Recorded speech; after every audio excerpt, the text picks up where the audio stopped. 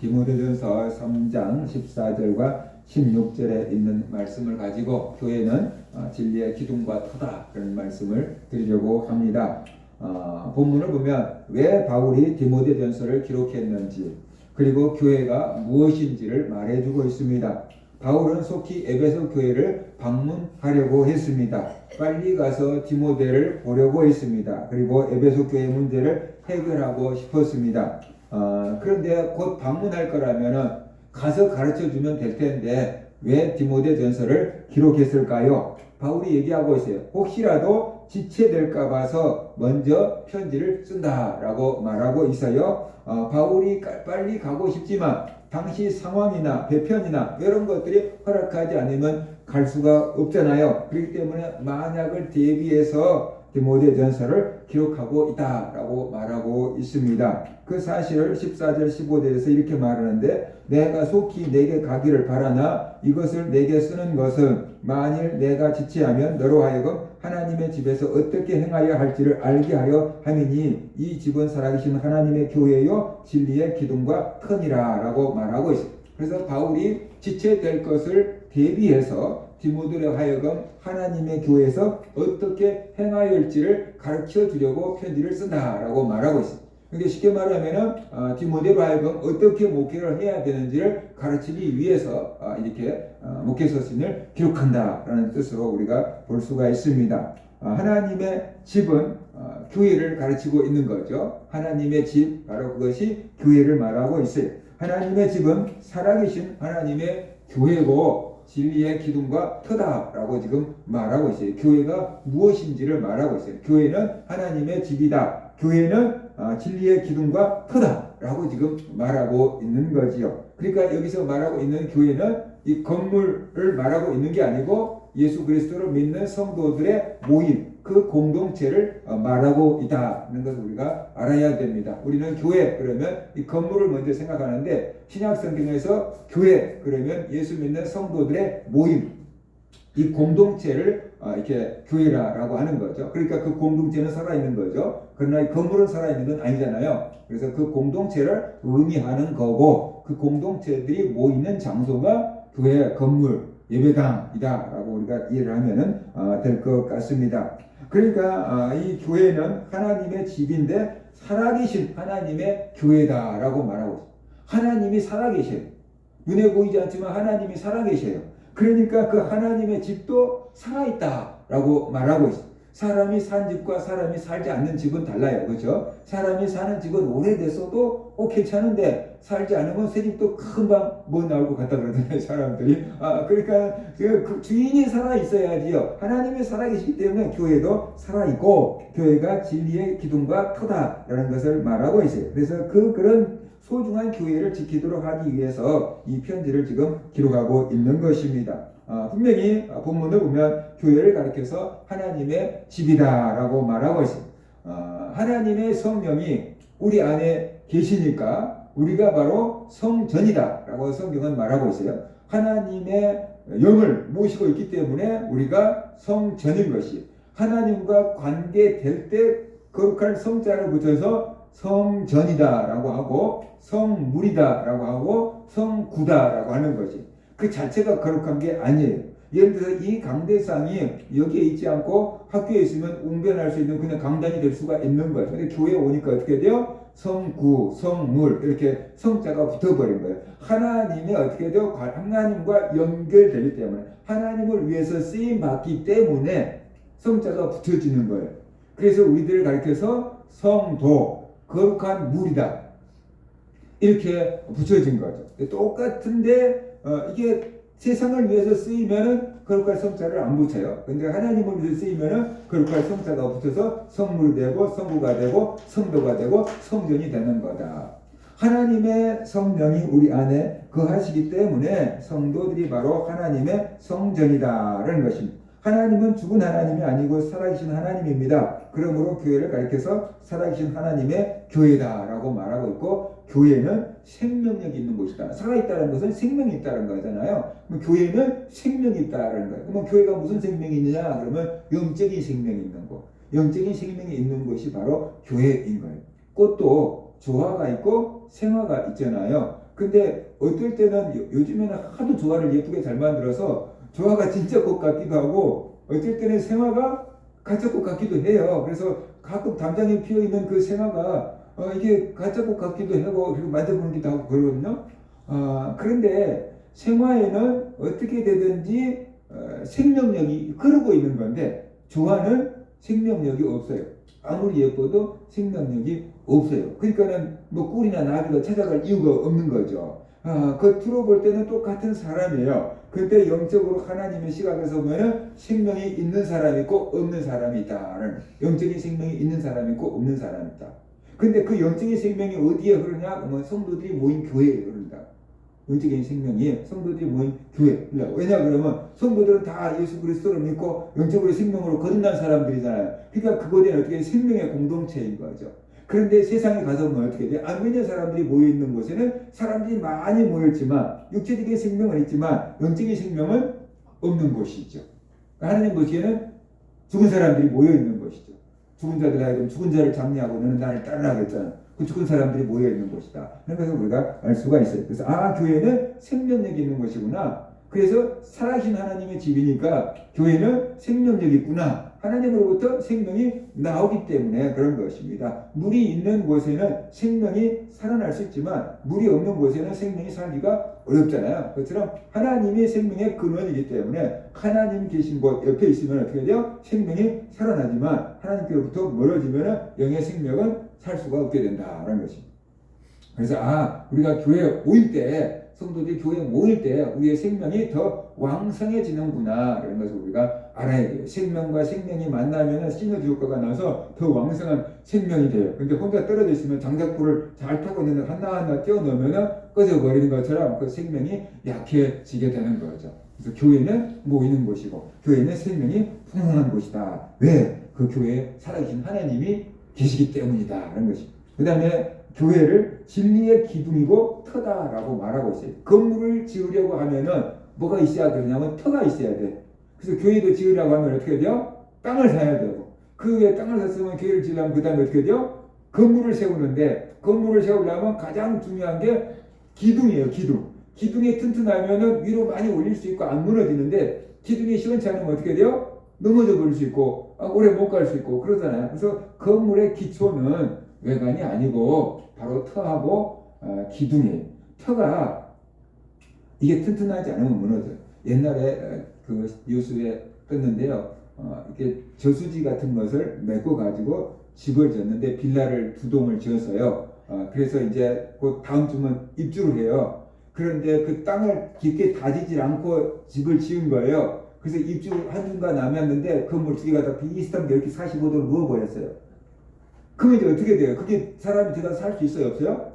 없어요. 그러면 이제 그 건물을 다 뜯어내고 다시 땅을 다져서 다시 지어야 돼요. 그러면은 처음부터 좀 늦지만 땅을 제대로 다져서 지은 것보다 비용이 훨씬 많이 들고 시간도 훨씬 많이 들고 그 건물 자재 다 뜯어내서 버리려고 하면 그 비용도 인건비도 만만치가 않을 거예요. 그래서 모래 위에 세운 집처럼 무너져 버리게 되거든요. 그래서 우리에게 인생을 살아가는데 진리 위에다가 터를 세우지 않으면은 그거 무너져 버린 거다. 언제? 하나님 앞에 섰을 때 무너져 버리게 되는 거예요. 진리의 기둥으로 세우지 않으면 그 건물은 무너져 버리는 거예요. 그런데 바로 교회가 이게 진리의 기둥이고 터다라고 말하고 있어요. 그러니까 교회 안에 건물을 지어야지. 교회 건물을 지어야지 그것이 안전하다라는 것을 우리에게 지금 말해주고 있는 것입니다. 이 교회가 온 세상에서 터 역할을 하고 있고 교회가 온 세상에 기둥 역할을 한다라는 것이. 그게 말이 됩니까? 교회가 세상에 있는데, 그렇죠? 교회가 세상에 있는데 교회가 어떻게 세상에 터가 되고 교회가 어떻게 세상에 기둥이 돼서 떠받치고 있다고 할 수 있습니까? 그 이유는 교회가 진리를 붙잡고 있기 때문에 세상이 무너지지 않고 버티고 있는 거다는 것을 우리가 알 수 있어요. 예수 그리스도를 믿는 성도들이 있기 때문에 세상 사람들이 하나님의 심판을 받지 않고 지금 살아있는 것입니다. 그게 제 얘기가 아니고 성경에 있는 이야기인데 그런지 안 그런지 한번 생각을 해보세요. 하나님이 아브라함을 찾아오셔서 내가 소돔과 고모라를 멸하겠다라고 말씀했어요. 그러니까 아브라함은 그 소돔과 고모라에 살고 있는 조카 롯이 생각났어요. 그때까지 아브라함에게는 자녀가 없었거든요. 그러니까 롯이 조카지만 피부치고 그랬어요. 그러니까 생명스러운 사랑하는 롯이 죽으면 안 되잖아요. 그러니까 하나님 그 소돔과 고모라 땅에 의인 50명이 있으면은 어떻게 하실랍니까? 의인 50명 있어도 멸하려고 합니까? 그러니까 하나님께서 멸하지 않는다. 40명이 있으면요. 그래도 멸하지 않을게. 30명이 있으면 그래도 내가 안 멸하지. 20명이 있으면요. 안 멸한다.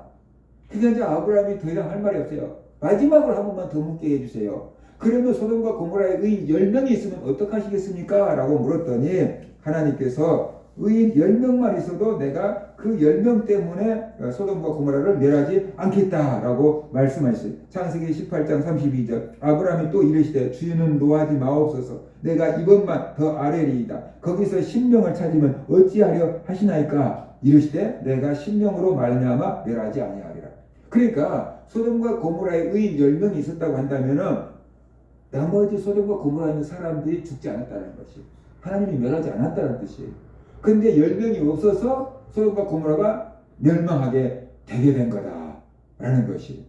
그러니까 의인이 있었으면 하나님이 그 의인을 보고 그 악인들도 살려주고 그냥 봐준다는 거죠. 회개할 때까지 기회를 준다는 거예요. 근데 의인이 없으니까 세상을 하나님이 심판하고 소돔과 고모라가 멸망했다라는 것이잖아요. 근데 이 사건만 있는 게 아니에요. 이 에레미야서를 보면은 예루살렘 성에 의인 한 명이 없어가지고 예루살렘이 망한다. 그 얘기를 하고 계셔요. 에레미야서 5장 1절에 보면은 하나님이 에레미야 선지자에게 이렇게 말씀하셨어요. 너희는 예루살렘 거리로 빨리 다니며 그 넓은 거리에서 찾아보고 알라. 너희가 만일 정의를 행하며 진리를 구하는 사람을 한 사람이라도 찾으면 내가 이 성읍을 용서하리라. 예루살렘 거리를 막 빨리 뛰어다니면서 정의를 행하며 진리를 구하는 자 한 사람이라도 찾으면 예루살렘 성을 내가 다 용서해 줄게. 이렇게 말씀하셨어요. 그러면 에레미야가 뛰어다녀 봤을까요? 안 뛰어다녀 봤을까요? 뛰어다녀 봤겠죠. 예루살렘에 있는 사람들이 망하면 안 되잖아요. 자기 민족이 말하면 안 되잖아요. 에레미야 그 선지자의 친척들도 예루살렘 성에 살고 있을 수도 있잖아요. 그러니까 죽으면 안 되지. 그거 막 여기저기 막 의인 없어 하면서 뛰어다녀 봤을 거예요. 있었을까요? 없었을까요? 없었어요. 그래서 결국 예루살렘이 포위되고 무너지고 망했다라는 것이. 그러니까 의인 한 사람만 있었으면 예루살렘 성에 있는 사람들이 다 살아남았다니까요. 근데 의인 한 명이 없어가지고 예루살렘 성이 다 망하고, 예루살렘이 망한다는 것은 곧 수도가 망하니까 이스라엘이 망한다는 뜻이잖아요. 이스라엘이 망했어요. 근데 이 본문을 읽으면서 저는 이렇게 생각했어요. 그러면 에레미야는 의인 아니었나? 아니 10명이라고 했을 때 그렇게 쓸 수 있지 라고 하는데 한 명이 있으면 용서해 준다 그러잖아요. 그러면 에레미야는 의인인 것 같은데 그럼 에레미야 한 명 보고 예루살렘 성을 용서해 주면 안 됐을까? 왜 에레미야도 의인 아니었을까? 그런 생각을 하게 되잖아요. 그런데 여기에 우리의 생각과 하나님의 생각이 다른 것 같아요. 하나님께서 찾으시는 의인은 그 사회 지도층과 일반 백성 중에서 공의를 행하며 진리를 구하는 자를 지금 말하고 있는 거예요. 근데 에레미야는 하나님의 메신저가 돼가지고 하나님의 심판 소식을 그 예루살렘 성 사람들에게 선포하는 사람이잖아요. 그러니까 에레미야를 제외로 놔두고 예루살렘 성에 거하는 사람들 중에서 의인을 찾아라 하며 이렇게 지금 말하고 있으니까 에레미야는 빠진 거죠. 그렇게 돼서 에레미야는 이제 빠지고 예루살렘 성에서 의인 한 명도 찾을 수가 없었다는 거죠. 에레미야는 소돔과 이 고모라를 보고 그 의인 10명만 있어도 멸하지 않게 해달라고 하는 그 아브라함처럼 그 역할을 지금 중보자의 역할을 감당하고 있는 것이 예루살렘 성에서 의인 한 명만 있어서 멸하지 않게끔 해주세요 라는 그 중보자의 역할을 지금 하고 있다라는 것이에요. 이 말씀은 실제로 의인 한 명이 없었다라는 뜻이기도 하지만 예루살렘의 사람들의 죄가 그만큼 가득 찼다. 예외 없이 모두 다 죄에 물들었다라는 뜻이에요. 그럼 예루살렘에는 누가 있었겠어요? 제사장이 있었겠죠. 레위인이 있었겠죠. 사두개인이 있었고 바리새인들 다 있었겠죠. 종교 지도자들 다 있었겠죠. 잘 나가는 사람들이 예루살렘 다 있었겠죠.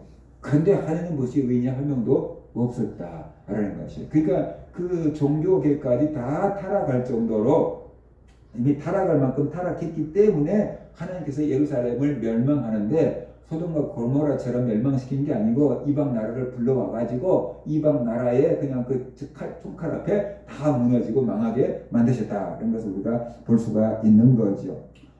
이것을 통해서 우리가 알 수 있는 게 뭐냐 그러면은 하나님은 악인 중에서 의인을 찾는 거예요.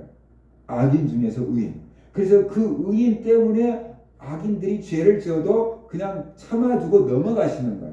근데 의인이 하나도 없을 때는 이 세상은 이제 그냥 소망이 없다 그래서 그냥 멸하시는 거고 새롭게 무너뜨려 버리고 세우려고 하시는 거다. 이런 것을 우리가 알 수 있어요. 그러니까 그 의인들 때문에 세상이 유지되고 있는 거죠. 의인들 때문에 예수 믿는 의인들 때문에 하나님께서 세상을 멸하지 아니하고 지금 지탱해주고 계시는 거다. 이것이 성경의 관점이다라는 것이에요. 세상 사람들은 교회가 별것도 아닌 것처럼 생각하지만 영적인 눈으로 보면은 하나님의 자녀들 때문에 세상 사람들을 하나님께서 봐주고 계시는 거예요. 이거 얘기했잖아요. 알곡을 뿌렸어요. 근데 알곡이 자랐는데 또 누군가 밤중에 와가지고 아까 그 가라지를 뿌렸어요. 그러니까 알곡 속에서 가라지가 나왔어요. 종들이 주여 알곡을 뿌리지 않았습니까? 좋은 씨를 뿌리지 않았습니까? 근데 가라지는 왜 나왔습니까? 그러니까 마귀가 밤중에 가라지를 뿌리고 갔구나 그러잖아요. 그러니까 종들이 그러면 우리가 가라지를 뽑아버릴까요? 그랬단 말이에요. 세상에 있는 악인들을 쏙쏙 뽑아서 없애버릴까요? 심판해버릴까요? 뭐 그런 뜻이잖아요. 그럴 때 주님이 뭐라고 말씀하시니까 가만둬라. 가라지를 뽑다가 어떻게 돼요? 알곡까지 뽑을까 염려하노라 그러잖아요. 가라지를 뽑다가 알곡이 상할까 보니까 걱정되니까 다 자랄 때까지 추수 때가 될 때까지 가라지가 알곡 속에서 자라도록 내버려 둬라라고 말하고 있잖아요. 그러면 이 말씀 속에서 하나님이 가라지를 사랑하는 겁니까? 알곡을 사랑하는 겁니까? 알곡을 사랑하는 거죠. 그러면 가라지 때문에 알곡을 봐주고 있는 겁니까? 알곡 때문에 가라지를 봐주고 있는 겁니까? 알곡 때문에 가라지를 봐주고 있는 거잖아요. 그러니까는 예수 안 믿는 사람들 때문에 세상이 유지가 되는 게 아니고 예수 믿는 사람들 때문에 하나님께서 세상을 유지시켜주고 계시는 거다라는 거죠. 우리들 때문에 세상이 존재하는 거죠.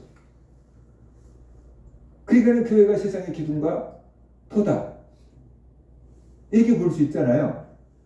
그래서 세상이 볼 때는 교회가 아무것도 아닌 것 같지만 하나님 보실 때는 이 교회 때문에 세상이 유지되고 있는 거고 이 성도들 때문에 세상이 유지되고 있는 거예요.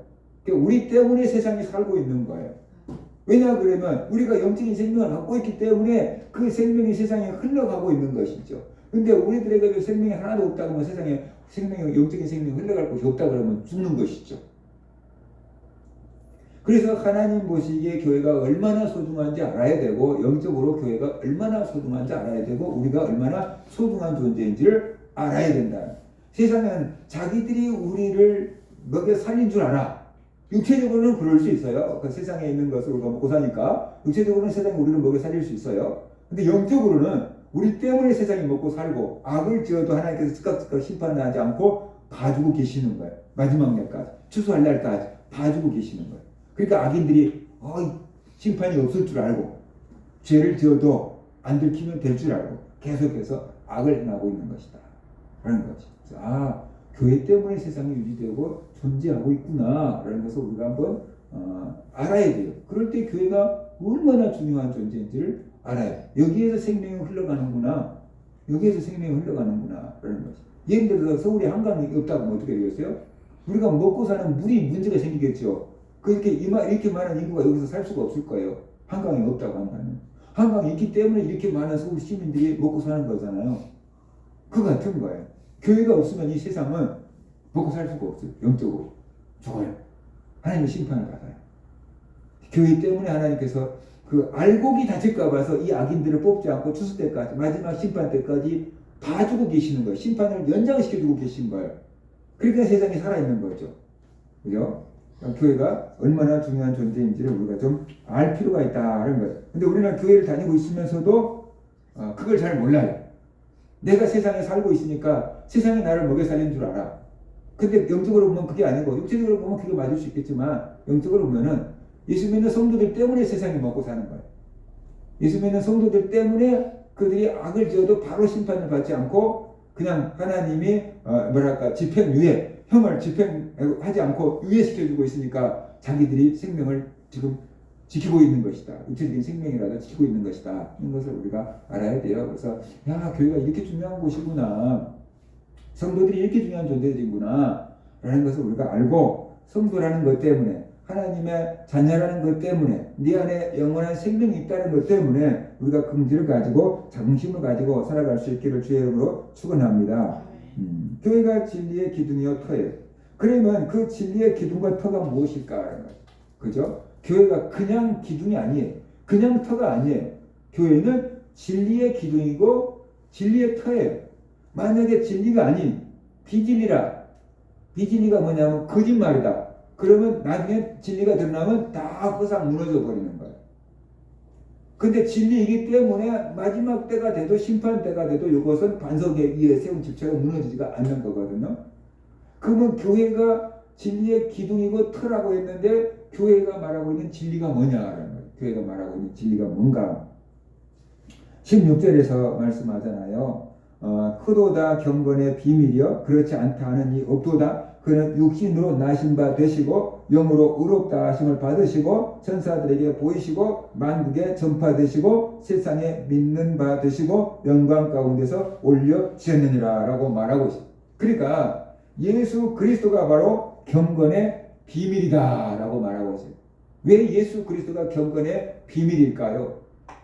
예수 그리스도를 통해서 경건해지기 때문에 그런 것이죠. 사람들은 경건하면은 내가 마음을 좀 굳게 다지고 나쁜 짓 좀 안 하면 경건해질 거라고 생각하는데 안 그런 사람보다는 낫지요. 그런데 하나님 앞에서 서기관과 바리새인보다 나은 의, 참된 경건은 어떻게 가능하냐? 예수 그리스도를 통해서 가능한 거죠. 예수 그리스도를 믿음으로 가능한 것인 거죠. 그런데 사람들은 그걸 몰라. 그러니까 비밀이라고 한 거예요. 다 알아버리면 그게 비밀이 아니에요? 비밀이 아닌 거예요. 아는 사람만 알고 모르는 사람은 여전히 몰라. 그럴 때 비밀인 거예요. 보물찾기를 할 때 보물을 숨겨놓은 사람은 어디에 있는지 다 알아. 보여. 이렇게 보면. 근데 보물을 찾는 사람은 아무리 봐도 안 보여. 그죠? 그래서 우리 교회에서도 보물찾기 하면 하나도 못 찾는 분들이 있어요. 어떤 사람들은 많이 찾는데 어떤 사람들은 하나도 못 찾아요. 숨겨놓은 사람은 알아요. 어디 있는지. 어디 있다. 저기 어디 있다. 라고 해도 자기는 보고 저기 어디 있어. 그러는데 컴퓨터 주변에 있어. 그러는데 우리는 아무리 봐도 안 보이는 거예요. 이게. 그래서 그것 같은 거예요. 비밀이란 것은. 그래서 알려진 사람에게는 아는데 모르는 사람은 여전히 모르는 것. 그것이 비밀이에요. 그 비밀이 뭐냐 그러면 예수 그리스도를 믿으면 의로워진다. 예수 그리스도를 믿으면 모든 죄를 용서받는다. 예수 그리스도를 믿으면 구원을 받는다. 예수 그리스도를 믿으면 천국에 간다. 이건데 이것을 알고 믿는 사람은 성도가 되는 거고 이것을 아예 모르는 사람들은 예수를 믿을 생각도 안 하는 거고 설령 우리가 복음을 전해서 이 소식을 전해줬는데 말도 안 되는 소리 하고 있어 라고 믿지 못한 사람들은 예수를 안 믿고 거절하겠죠. 그들에게는 여전히 이것이 비밀인 거예요. 여전히 비밀인 거예요. 그래서 크도다 경건의 비밀이요 그렇게 지금 말하고 있는 것이에요. 그래서 이 비밀이 뭐냐면 교회가 진리의 기둥과 터인데 그 교회가 가지고 있는 비밀이 뭐냐 그러면은 경건의 비밀이에요. 어떻게 하면 의로워지냐. 의인을 찾았잖아요. 의인을 찾았잖아요. 의인이 없으니까 멸망했잖아요. 근데 어떻게 하면 의인이 되느냐라는 거죠. 어떻게 하면 경건한 사람이 되느냐. 그런데 내가 힘써서 경건해지려고 하고 내가 힘써서 의인이 되려고 해요. 사람들은. 그래서 도를 닦기도 하고 착한 행동을 하기도 하고 막 그래요. 남들하고 비교해서 그래 내가 너보다는 착하지 내가 너보다는 의롭게 살지 이렇게 생각을 한단 말입니다. 그런데 하나님 보시기에는 다 죄인인 거예요. 50고 100고 다 죄인인 거예요. 큰 죄를 졌냐 적은 죄를 졌냐 뭐 그거 차이인 거지 다 더러운 거예요.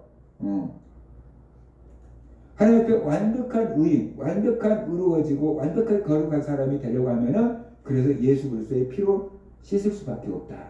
죄를 피로 씻어야 돼. 하나님께 죄를 용서받아야 돼. 그래서 법적으로 이제 너는 무죄, 선고가 돼야 돼. 그게 의로워지는 거죠. 그런데 이것이 하나님이 우리를 위해서 예비해 놓으신 길이에요. 죄로 물든 사람들을 구원하려고 하나님께서 우리를 위해서 예비해 놓으신 길이 예수 그리스도 통해서 이루어지고 예수 그리스도 통해서 구원받는 그 길을 예비해 놓으셨어요. 그리고 깨닫게 했어요. 그리고 전하게 했어요. 그런데 그것을 믿는 사람은 의로워지고 경건해지고 구원을 받는데 그것을 여전히 믿지 않고 의심하는 사람들이 있다는 거예요. 그것을 여전히 믿지 않고 거절하는 사람들이 있다는 거예요. 그렇기 때문에 그들에게는 비밀인 거예요. 그들에게는 비밀. 그런데 예수 그리스도를 믿는 사람들에게는 비밀이 아니에요. 이미 드러난 비밀. 보물을 누군가가 딱 찾으면 저기 아까 내가 봤었는데 그럴 수 있잖아요.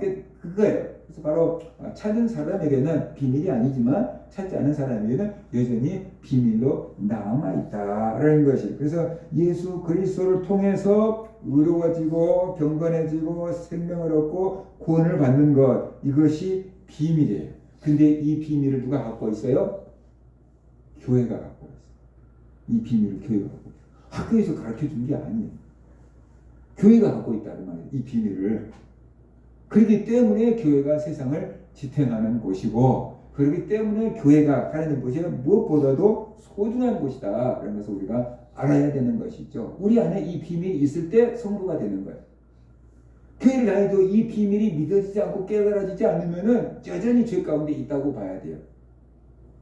그래서 우리가 교회에 나와서 하나님의 말씀을 듣고 우리가 죄인인데 예수 그리스도가 우리를 위해서 대신 죽으셔서 살아나셔서 그 예수를 믿으면은 내가 모든 죄를 용서받고 구원을 받고 하나님의 자녀가 되고 천국 백성이 되는구나 라는 것을 깨닫고 예수를 믿는다고 한다면은 그 사람은 복음의 비밀을 깨달은 사람이 되는 거죠.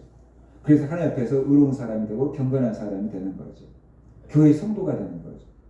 교회가 되는 거예요. 하나님의 성령이 되는 거예요. 그런데 들어도 이것이 믿어지지 않고 깨달아지지 않고 받아들이지 않으면은 여전히 그 사람에게는 뭐라 그럴까? 비밀이다. 비밀이다라는 거죠. 들어도 깨닫지 못하니까 비밀인 거예요. 그래서 경건해질 수 없고 의로워질 수 없고 구원받을 수가 없게 되는 거다라는 것이. 그래서 바로 교회가 진리의 기둥과 터라고 했는데 기둥과 터가 얼마나 중요한지는 앞에서 말씀드렸잖아요. 그렇죠? 모래 위에 지은 집처럼 진리가 아닌 터 위에 집을 지으면 인생이 무너졌다. 하나님 앞에 가면 무너진다. 구원받을 수 없고 지옥을 가게 된다는 것입니다. 그러니까 진리 위에 세워야 돼요. 그런데 그 진리가 뭐냐라는 거죠. 그 진리 위에 건축물, 인생을 세워야 설계를 해야 되는데 진리가 뭐냐라고 할 때 예수님께서 내가 곧 길이요 진리요 생명이니 그랬잖아요. 나로 말미암지 않고는 아버지께 올 자가 없느니라. 그러니까 예수님이 바로 길이요 진리요 생명이거든요. 다른 길은 없거든요. 그런데 이 비밀을 모르니까 사람들이 다른 데도 길이 있는 줄 알고 다른 종교를 찾고 다른 신을 찾고 자기의 노력으로 그 길을 도달하려고 애를 쓰고 있는 거예요. 이 진리를 발견한 사람은 다 우상을 버리고 나의 노력을 버리고 예수 그리스도를 믿음으로 얻는 그 길을 택하게 된다는 거예요. 예를 들어서 여기서 미국에 가려고 하는데 자꾸만 비행기를 타지 아니하고 행글라이드를 타고 가려고 한다 그러면은 미국 갈 수 있겠냐고요. 행글라이드에다가 막 이렇게 프로펠러 달고 막 엔진 달고 막 그래갖고 미국 가려고 자기가 막 야를 쓰면은 갈 수 있겠냐라는 거야. 태평양에 빠져버리겠죠. 그죠? 그런데 비행기에 딱 몸을 싣고 있으면 어떻게 돼요? 알아서 미국에 도착하겠죠. 미국 가는 비행기에다가 몸만 싣고 있으면 알아서 도착하겠죠. 바로 천국에 가고 의로워지는 게 이거라는 거예요. 내 노력으로 막 의로워져서 천국 가려고 하는 것은 행글라이드에다가 막 프로펠러 달고 예를 들어서 막 엔진 새로운 거 장착해갖고 막 태평양 건너 미국 가려고 하는 것과 다를 바가 없고 믿음으로 예수 그리스도를 믿음으로 죄를 용서받고 의인되고 천국 가려고 하는 것은 미국 가는 비행기에다가 내 몸을 싣는 것과 다를 바가 없다는 거예요. 이 길을 놔두고 왜 자꾸만 행글라이드 타고 가려고 하냐고 말이죠. 그거 어리석은 짓이잖아요. 교회가 이 비밀을 가지고 있어요. 그러니까 교회는 이 비밀을 어떻게 해요? 사람들에게 알려줘서 다른 많은 사람들도 구원받아야 될 의무가 있다라는 것입니다. 교회 때문에 세상이 지탱되는구나. 내가 세상 때문에 지탱이 되는 게 아니고 교회 때문에 세상이 지탱되는구나. 성도들 때문에 세상이 지탱되는구나. 그러니까 우리가 긍지와 자부심을 가져야 되겠구나. 우리가 생명의 원천인 하나님 우리 안에 계시기 때문이구나. 라면서 우리가 알아야 돼요. 그리고 진리가 무엇인지를 우리가 알아야 돼요. 진리는 예수 그리스도밖에 없어요. 다른 것은 진리가 아니에요. 구원 얻을 수 있는 진리가 아니라는 거예요. 다른 것은. 그래서 예수 그리스도만이 유일한 구원의 진리라는 것을 우리가 확신해야 돼요. 그 예수 그리스도를 믿음으로 내가 의로워지고 구원받고 천국 백성이 되었음을 확신하고 이제부터는 이 소식을 다른 사람에게 전파하며 사는 교회와 성도들이 되어야 된다는 것입니다. 우리 모든 교회 성도들이 교회는 이런 것이구나, 성도는 이런 존재이구나, 우리가 가지고 있는 것은 이것이구나 라는 것을 깨닫고 또 우리 하나님 안에서 긍지와 자부심을 가지고 이 진리를 다른 사람에게 전하며 살아가는 그런 성도들 되시기를 주의 이름으로 축원합니다. 아멘.